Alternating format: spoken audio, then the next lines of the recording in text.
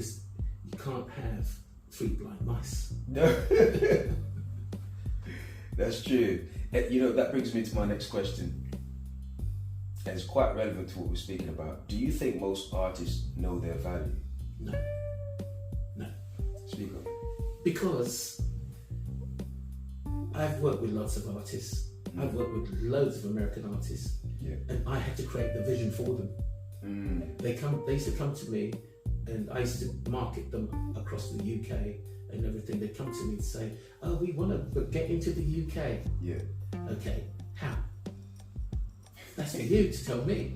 And I used to say to them, "Well, that's my vision, not your vision." So, okay, then I will help you, and this is what you have to do. Make me X amount of videos. Yeah. These are the videos I want you to do. Here's the strategy. This is how we're going to do this. Yeah. I need you to do this. So they give me all the content and everything, whatever it is. Then I would go away and break them into the UK. But here's the thing. That was my vision. Not yours. And then when they do get to be able, then other people come over here and say, "Oh, well, I can help you better than he," and they go over to him or her, and then they find out,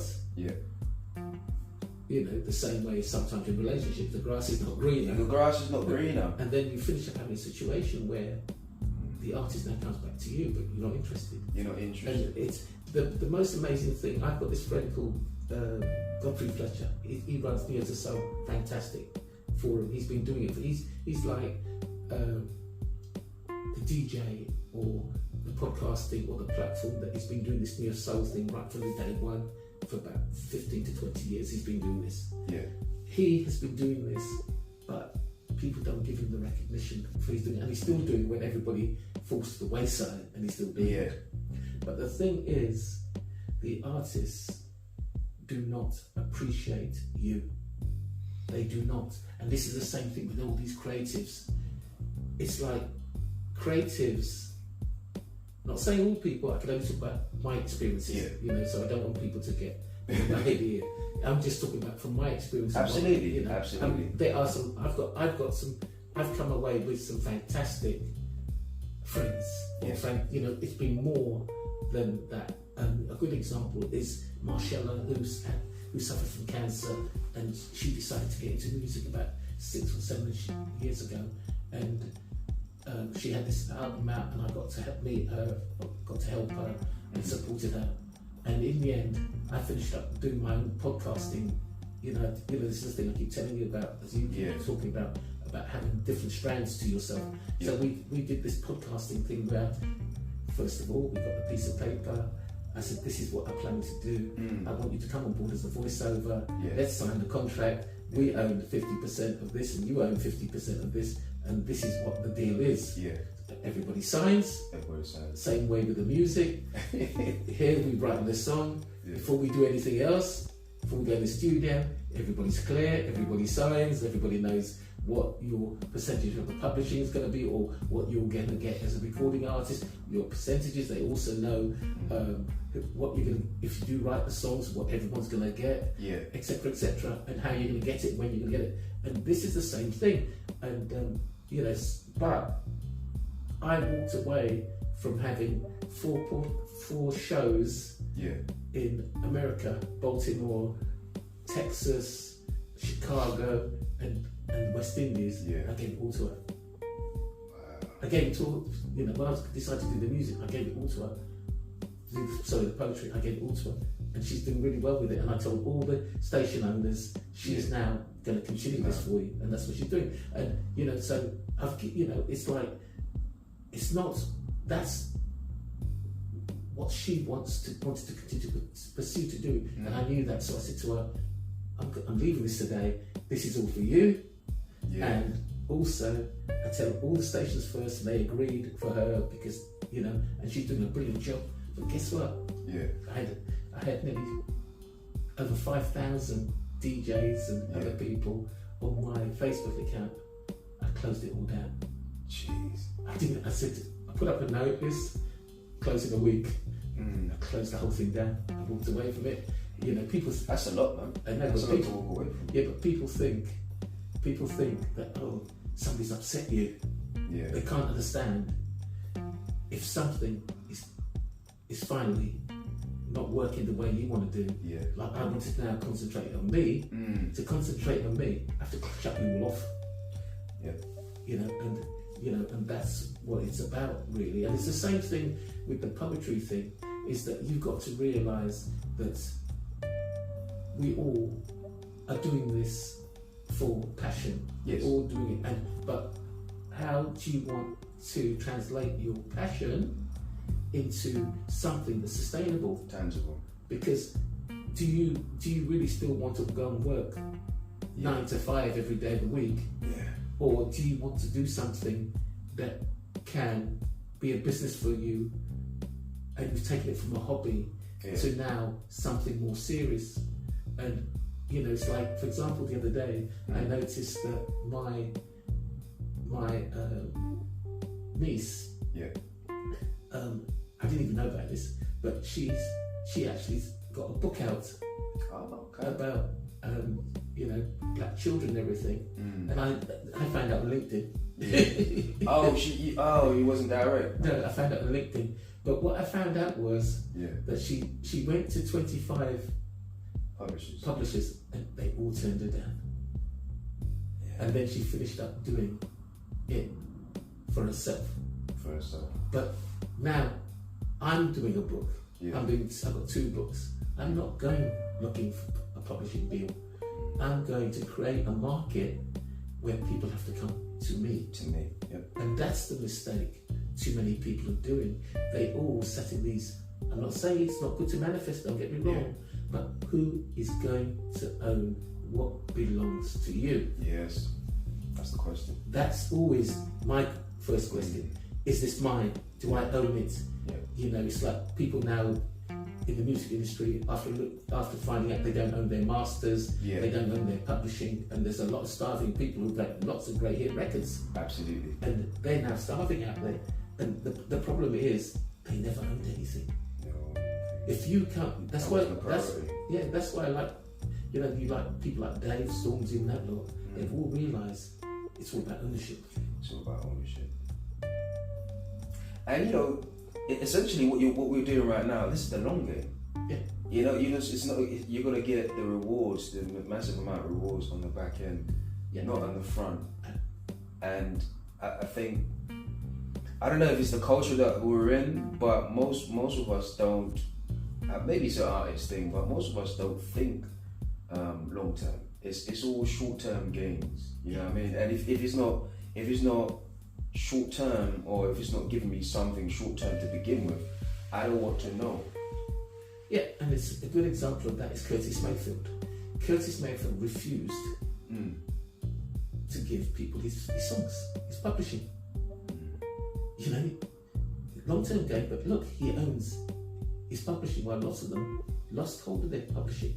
Yeah. And it's it's the same thing. We are now living in a society. My hay fever's playing up. We are now living in a society where it's TikTok. Yeah. It's like I teach. Yeah. All the young people have got short term about everything is today, not building for the future. And the thing at the end of the day is that we don't know what the future is. We don't even know. We don't even know when we're gonna even wake up. We may not wake up tomorrow morning.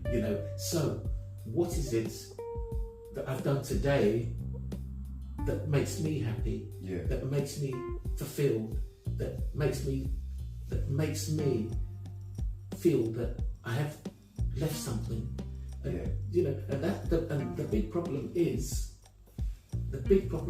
and always is too many people want other people to do it for themselves. They don't want to do it for themselves. They want somebody else to physically do everything for them. Yes. They want somebody else to tell them what to do. They want somebody else to say, well, I'll take you under my wing. But all that costs. Because that's effort, that's time. Time is money at the end of the day. Especially if you're giving information. The effort behind it, man, is so much. And I think a lot of people, especially if you're on the receiving end, it's so easy to take. Yeah, and just to add to this, it's that it doesn't matter how talented you are. You could be the most talented writer you've ever seen in the world. But guess what? There's somebody out there who's not as good as you, but he puts in the effort. And, you know, this thing, like the music industry, you know, the music industry, poetry, creative writing, it's not about you are the most talented. No. It's also about who have you got as friends, who's your connection, you know, who your plugs, you know, who can get you and elevate you on a higher level. Network. And it's the same thing as, you know, that you see in America with the, you know, with the Oscars and the Grammys. And you see also within the record labels, they decide who they're going to turn the tap on for, and who they're not. They control everything, what goes in, and it's what the goes same out. thing we're dealing with poetry, authorship, creative writing. That's what we're dealing with. You know, you have to be the owner of everything. You have to be. And you know, what I'm finding out as well is like, I think it's quite obvious as well. This is the best time. It's never been a greater time to be independent. You know, you have so many platforms, so many social media platforms to begin with, and then you have just platforms where you can create, especially literature type of platform, or just like blogs. I mean, where you can really just put work out there, and it can all come back to you. Exactly. And the you know, it's like, for example, I've seen a lot of people go to these poetry events, but I've never seen them filming themselves. No. I don't see them filming themselves. So what are you getting out of it?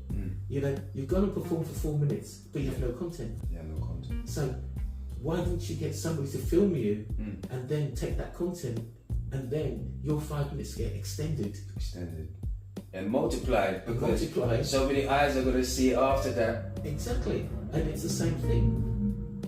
You can go out and perform every day. Yes. On the streets. I mean, I used to go on the streets. I used to go in the tube stations. Some people think I'm crazy, but you know, you can perform anywhere.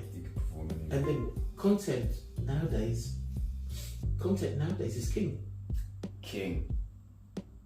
You can have content every day. You can split that content of 7 minutes into 30 seconds, 20 seconds, 1 minute little video snips, and that's content for 2 weeks. Yeah, that's content.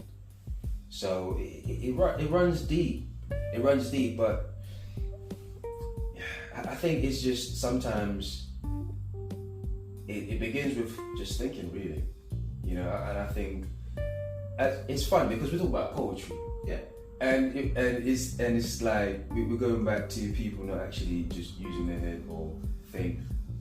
But if we're talking about creators as we know them, naturally introverts, and so perhaps for a lot of people, art, especially like poetry, is a comfort zone. I agree. You know, I find poetry therapeutic. I find sometimes what I write therapeutic, and I look back at it, did I really write that? I do. I find it therapeutic, but underneath it all, I'm passionate. I love it. You know, it's like I have to do it every day because it's like something that I need to do because it makes me feel happy and comfortable. On my way on the train to work, I'm writing. Even in my spare time, I'm writing. And you must, you know, it's like anything. You have to learn your craft. You have to keep practicing the craft. You have to keep, you know, even some people say, well, you get writer's block, but I get writer's block now and again, but I don't get it as much as when I first started out because I'm writing every day. I've got myself writing. There was a Tanya Reid, I think I read, and she wrote a lot of Cassie songs for Bad Boy, and she said that the first thing she was told was, even if get up at 6 o'clock every morning and write. Even if you write uncompleted things, you just get into the habit. Good practice of writing. You know, And it just goes back to, sometimes when I speak, I always go back to this one word for some reason. It's culture, you know. And I think you just have to be aware that what we're talking about, especially pertaining to a craft, you have to create a culture for yourself. Exactly. You know. Yeah, you have to, and also your culture can be your own culture from where you come from, or your culture can be something that's evolved. Yes. And it's evolved and then becomes somebody else's culture, like rap, rap and poetry and everything's taken off. It's now a culture. But the main thing is, like you've seen with rap and everything, is there was a lot of money made, but the community never benefited in 50 years of hip hop. The community's never benefited. And that's the thing about not only developing what you're doing for yourself, but how can you expand it? Like, for example, are we going to do, like, the project that we're involved in with the kids and the schools? We're going to do the cross-college challenge, then we're going to do the 40 schools challenge. We are building something. We're building something to inspire the seeds of other people. Yes. Also, it's also growing your philanthropic or your belief or your passion of how you see you are spreading or building or giving back to develop other young people to fill the gaps. And we will be gone, but at least somebody or someone says, I enjoyed that. It helped me. It inspired me. And that's what we're here for. We're here to really, as artists, to inspire others, but in a positive way, not in a negative way. So it's kind of like, especially art, you evolve to affect, and in essence, that's how revolutions are born. But it's culture starts with a community. Culture starts with an inspiration, then it goes into a community, and then the community builds the culture, and then that big culture now becomes a platform where other people want to buy into that culture, to build into the culture. And it's similar to you as a poet, where are you really a poet, or are you a storyteller? Are you really a songwriter, or what elements of this strand of poetry are you within? Or are you the most important one, which is flexible? Versatility. Because you can be stuck in a genre of poetry or a style of poetry that will only appeal to a broader community or a minority community, or do you want a more bigger platform of a community that you're working within? And that's how your culture grows. It's like, for example, I've got my Lumo Rock, but that's about Yoruba culture. That's about me telling people about. That's pretty much who you are. This is where I come from. This is where my parents come from. This is where my grandparents were involved in. My great grandparents were involved in this. They helped this migration. They were all part of this migration. They were part of building this community that became the Five Kingdoms. Only later on, 100 years later, to be taken over by the British Empire, because they didn't like this independent, African Yoruba culture or Egba culture to be out there his own, because they don't want. It's like with everything, they don't want you to succeed. So culture is great, but culture is also fighting against other cultures.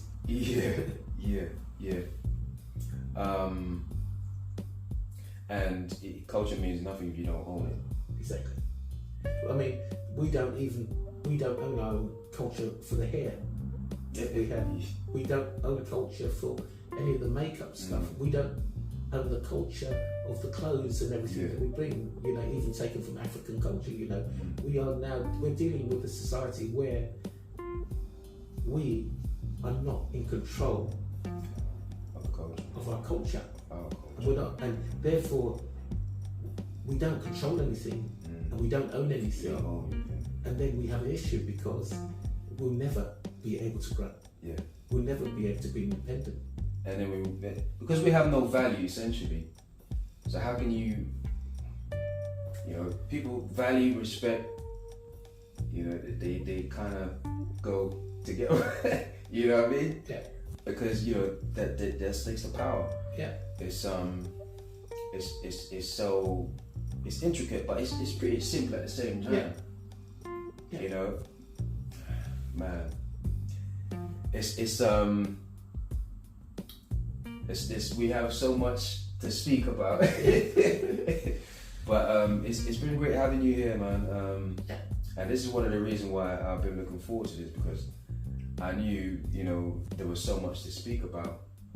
But I think we probably would have to we run out of time, but we most likely will have to do another discussion. Yeah, I think so too. Yeah. Maybe part 2. There's so many things, but you know, like I said, my platform is your platform because we speak all the time. Yeah, it's been a pleasure speaking to you today, Alex. You know, and the thing is though, it's really about, you know, your platforms like yours that allows other people, like for example for me, to be able to come on and also have a voice. Yeah. You know, to join with your voices and then share our own communities to try and work our communities where we share whatever you've done. Yeah. I can then post it and share it and say, well, this is Alex's voice and my voice together, and therefore this is what we need. We need to be able to work in shared communities. Absolutely, I couldn't agree more.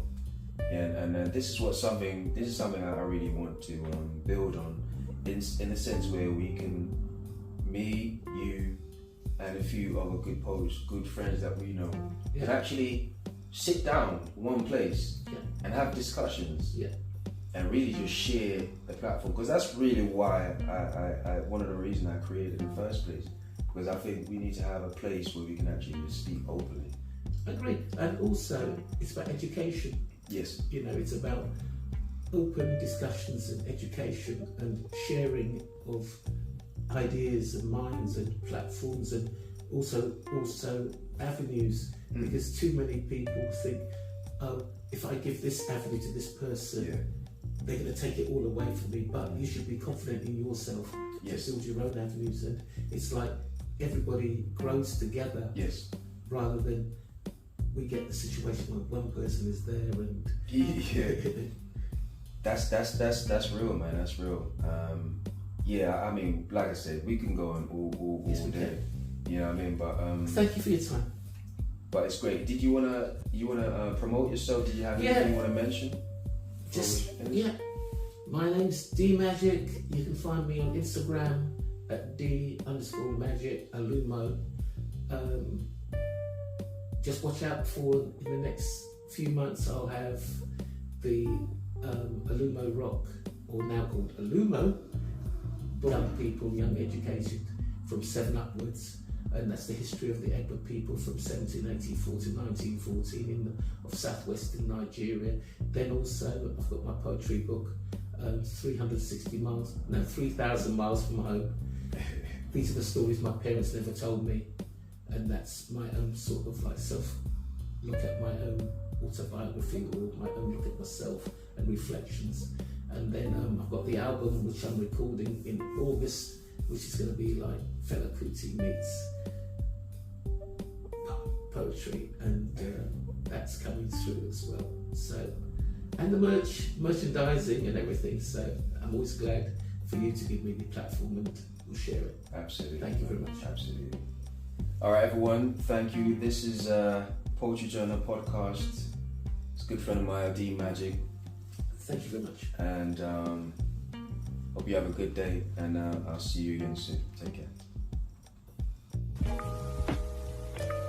Mind over matter, overcompensating, overstatements, crookedness related, the soul's churn in return, mental overstimulation, one word, riveting, it terrors my pilot. Streams that are promised to make seeking less.